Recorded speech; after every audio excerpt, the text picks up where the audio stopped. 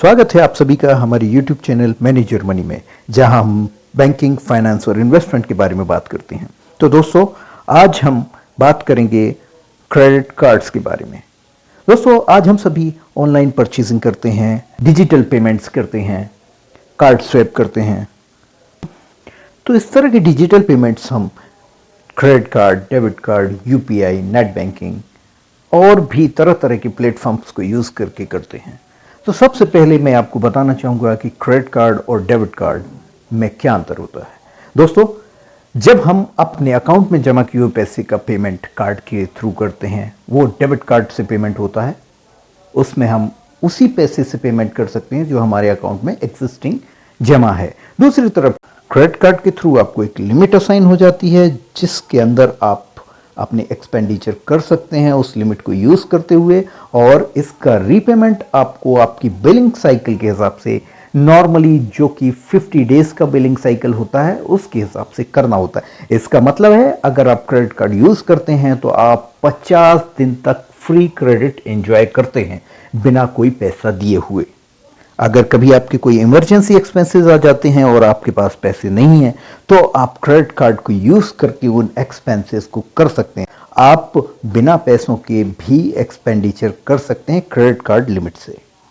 Credit card limit को use करना वैसे ही है जैसे आपने कोई ओडी लिमिट ली हो और आप उसको यूज कर पा रहे हो। क्रेडिट कार्ड आपको एक इंटरेस्ट फ्री मनी प्रोवाइड करता है, जिसको आप यूज करके अपना पैसा सेव कर सकते हैं। जो आप आज खर्च करने वाले थे उसको बिल के फॉर्म में आप 50 दिन बाद पे करते हैं।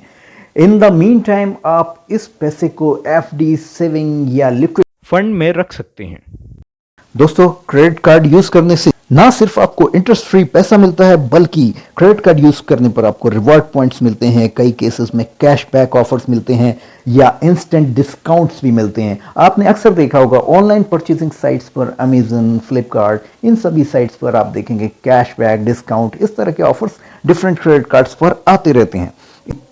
इसके अलावा क्रेडिट कार्ड का अगर आप डिसिप्लिन्ड वे में यूज करते हैं तो यह आपके क्रेडिट स्कोर को भी बूस्ट करता है, जिससे आपको बाद में आप अगर किसी भी लोन के लिए अप्लाई करते हैं तो इजी लोन मिलता है, साथ ही लोअर इंटरेस्ट रेट्स पर, जिससे आप फ्यूचर में काफी सेविंग्स कर सकते हैं। इतना ही नहीं दोस्तों, क्रेडिट कार्ड्स का कई दूसरी एजेंसीज जैसी प्रायोरिटी पास, इस तरह के एजेंसी से टाई अप होते हैं, जिसके अंदर आपको किसी भी एयरपोर्ट पर लॉन्च सर्विसेज फ्री मिलती हैं। इसके अलावा भी आपको कई और इवेंट्स में फ्री एक्सेस अवेलेबल होता है। अगर आप कोई भी एक्सपेंस आपके क्रेडिट कार्ड से करते हैं तो उसका एक रिकॉर्ड क्रिएट होता है स्टेटमेंट के फॉर्म में, और अगर किसी भी डिफिशियंसी ऑफ सर्विसेज के केस में आप उस पेमेंट रिकॉर्ड के बेस पर डिस्प्यूट रेज कर सकते हैं। साथ ही अगर आपके पास आपके एक्सपेंसेस का एक पूरा लेखा जोखा होता है तो आप अवॉइडेबल एक्सपेंसेस को आगे जाकर कर्टेल भी करके सेविंग्स बढ़ा सकते हैं। क्रेडिट कार्ड को अगर हम यूज करें तो ये काफी अच्छा फाइनेंशियल टूल हो सकता है, लेकिन दूसरी तरफ अगर हम इसको मिसयूज करते हैं तो यह डेट ट्रैप भी बन सकता है। अगर आप क्रेडिट कार्ड की बिल्स का पेमेंट करने में डिले करते हैं तो आपको इस पर काफी हैवी इंटरेस्ट पे करना पड़ता है, जो कि 24% से लेकर 36% पर एनम तक हो सकता है। दूसरा, क्रेडिट कार्ड आपको एक साइकोलॉजिकल परचेस पावर देता है, जो कि एक्चुअल में नहीं होता है।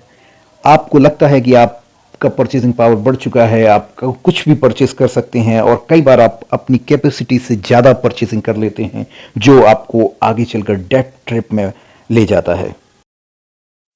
क्रेडिट कार्ड बिल्स में एक मिनिमम पेमेंट ड्यू का भी ऑप्शन होता है, लेकिन हमें क्रेडिट कार्ड बिल्स का हमेशा पूरा पेमेंट करना चाहिए। मिनिमम पेमेंट ड्यू अमाउंट एक तरह का ट्रैप होता है। अगर हम इतना अमाउंट पे करते हैं तो बचे हुए अमाउंट पर हैवी इंटरेस्ट चार्ज होता है, और यह हमारे क्रेडिट स्कोर को भी नेगेटिवली इफेक्ट करता है। क्रेडिट कार्ड पर कोई भी डिफॉल्ट या इरेगुलर पेमेंट होने के कारण आपका क्रेडिट स्कोर भी एकदम से गिरता है। इसीलिए आपका इसका रेगुलर पेमेंट्स का ध्यान रखना बहुत ज़रूरी है। इसके साथ ही अगर आप इसका पेमेंट डिले करते हैं तो जो भी आपको इंटरेस्ट फ्री पीरियड मिला हुआ होता है वह भी नहीं मिलता है, और उस टाइम पीरियड के लिए भी credit card company interest charge करती है, वो भी काफ़ी हायर रेट्स पर, जैसा कि मैं आपको पहले ही बता चुका हूं। क्रेडिट कार्ड्स के पूरे एडवांटेजेस को यूज करते हुए, कुछ प्रिकॉशंस लेते हुए अगर हम क्रेडिट कार्ड को यूज करते हैं तो यह काफी अच्छा फाइनेंशियल टूल है जो आपको बहुत सारे एडवांटेजेस दे सकता है। सबसे पहली बात, हम जब भी क्रेडिट कार्ड यूज करते हैं तो उसकी बिलिंग साइकिल के हिसाब से हमें ऑटो पेमेंट ऑप्शंस को एक्टिवेट कर लेना चाहिए ताकि हमारा बिल्स का पेमेंट टाइमली हो सके और लेट फी को हम अवॉइड कर पाएं। एक एक्सपेंडिचर लिमिट सेट करनी चाहिए जो कि हमारे रीपेमेंट कैपेसिटी के अकॉर्डिंग होनी चाहिए। क्रेडिट कार्ड से कभी भी कैश विड्रॉ नहीं करना चाहिए क्योंकि इस पर हैवी कैश विड्रॉल चार्जेस और इंटरेस्ट होता है। Normally credit cards cash withdrawal charges के रूप में 2 से 3% के चार्जेस लेते हैं। कई बार बहुत सारी कंपनीज हमें क्रेडिट कार्ड ऑफर करते हैं और कई लोग 1, 2, 3, 4, 5 कितने भी क्रेडिट कार्ड ले लेते हैं और फिर उनका रीपेमेंट का ट्रैक रखना बाकी सब चीज़ें काफ़ी मुश्किल हो जाती हैं। इसीलिए हमें एक या ज़्यादा से ज़्यादा 2 क्रेडिट कार्ड्स ही लेने चाहिए। कई बार एट्रैक्टिव ऑफर्स 0% EMI के ऑफर हमें हमारी परचेसिंग को बूस्ट कर देते हैं और हम कई अननेसेसरी प्रोडक्ट्स को भी परचेस कर लेते हैं। तो इस तरह से हमें सबसे पहले उस 0% इंटरेस्ट EMI ऑफर को एवेल्यूट करना चाहिए और कैलकुलेशंस करनी चाहिए कि इसमें हमें क्या फ़ायदा होने वाला है। दोस्तों, कई बार कंपनीज 0% इंटरेस्ट EMI देती हैं लेकिन उस पर प्रोडक्ट पर दिए जाने वाले डिस्काउंट्स को विड्रॉ कर लेती हैं। तो इस तरह से उस डिस्काउंट को विड्रॉ करने के बाद आप देखेंगे कि वह डील आपको उतनी फ़ायदे की नहीं होती है। इसीलिए इस तरह की किसी भी डील में जाने से पहले आपको उस डील को एवेल्यूट ज़रूर कर लेना चाहिए। दोस्तों, अगर आप क्रेडिट कार्ड लेना चाहते हैं तो उसके लिए आपकी कोई रेगुलर इनकम जैसे सैलरी या बिजनेस इनकम का होना ज़रूरी है। साथ ही आपका अच्छा क्रेडिट स्कोर होना चाहिए। अगर आपकी अभी तक कोई क्रेडिट हिस्ट्री नहीं है तो आपको क्रेडिट कार्ड मिलना मुश्किल हो सकता है। इस केस में आप सिक्योर्ड क्रेडिट कार्ड का ऑप्शन चूज कर सकते हैं जिसमें आप किसी FD के अगेंस्ट छोटी लिमिट वाला क्रेडिट कार्ड ले सकते हैं और आप उसका रेगुलर यूज और रेगुलर रीपेमेंट के बेस पर एक क्रेडिट हिस्ट्री बना सकते हैं जिससे आपको आगे चलकर क्रेडिट कार्ड इजीली मिल सकता है। अब अगर आप क्रेडिट कार्ड लेने जाते हैं तो क्रेडिट कार्ड को अपने यूजर्स के हिसाब से चूज करना चाहिए। मार्केट में बहुत तरह के क्रेडिट कार्ड होते हैं लेकिन किसी भी क्रेडिट कार्ड को लेने के पहले कुछ बातों का ध्यान रखना जरूरी है। इसमें सबसे पहली बात है कि हमें ऐसा क्रेडिट कार्ड चूज करना चाहिए जिसमें पीनल इंटरेस्ट कम हो।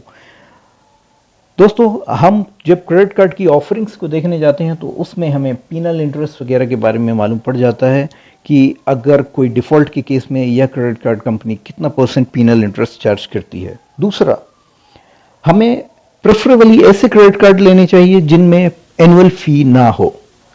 अधिकांश credit card companies first year की एनुअल फी वेव करते हैं और उसके बाद से सेकेंड ईयर से एनुअल फी चार्जेबल होती है। तो आप कोशिश कीजिए कि आप ऐसा क्रेडिट कार्ड ढूंढ पाएं एनुअल फी ना हो। क्रेडिट कार्ड आपकी जरूरत के हिसाब का होना चाहिए, जैसे आपका नॉर्मल एक्सपेंडिचर का पैटर्न क्या है, ताकि उस तरह का कार्ड आप चूज कर सकें। जैसे अगर आप ऑनलाइन परचेसेस ही ज़्यादा करते हैं तो आप देखेंगे कि HDFC, ICICI, एक्सिस इनके कार्ड्स पर ऑनलाइन परचेस पर काफ़ी ज़्यादा डिस्काउंट्स आते हैं। दूसरी तरफ अगर आपके ट्रैवलिंग ज़्यादा है तो फिर आपको उसके अकॉर्डिंगली ही कार्ड को चूज करना चाहिए। दोस्तों, हमें कभी भी क्रेडिट कार्ड की लिमिट के 60% से अधिक लिमिट का यूज़ नहीं करना चाहिए। दूसरी चीज़, हमें जो भी एक्सपेंडिचर हम क्रेडिट कार्ड से करते हैं उसके अगेंस्ट अपने पैसे को सेविंग अकाउंट, FD या किसी अन्य लिक्विड फंड में रख लेना चाहिए ताकि ड्यू डेट पर हम उसका पेमेंट कर सकें। सैलरीड लोगों के केस में आप एक अपनी लिमिट डिसाइड कर सकते हैं कि कितना क्रेडिट कार्ड पर आप खर्च करेंगे ताकि आपकी सैलरी का वो पोर्शन आप क्रेडिट कार्ड बिल के पेमेंट के लिए यूज कर पाएं।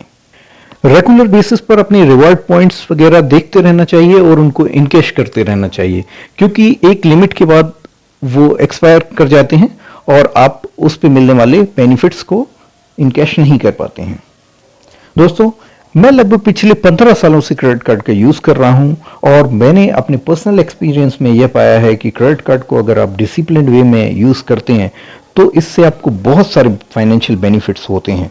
और लास्ट में मैं आपसे यही कहना चाहूंगा कि क्रेडिट कार्ड को आप एक फैसिलिटी की तरह यूज करें, इसको कभी लोन की तरह ट्रीट ना करें, अदरवाइज यह काफी हार्मफुल भी हो सकता है।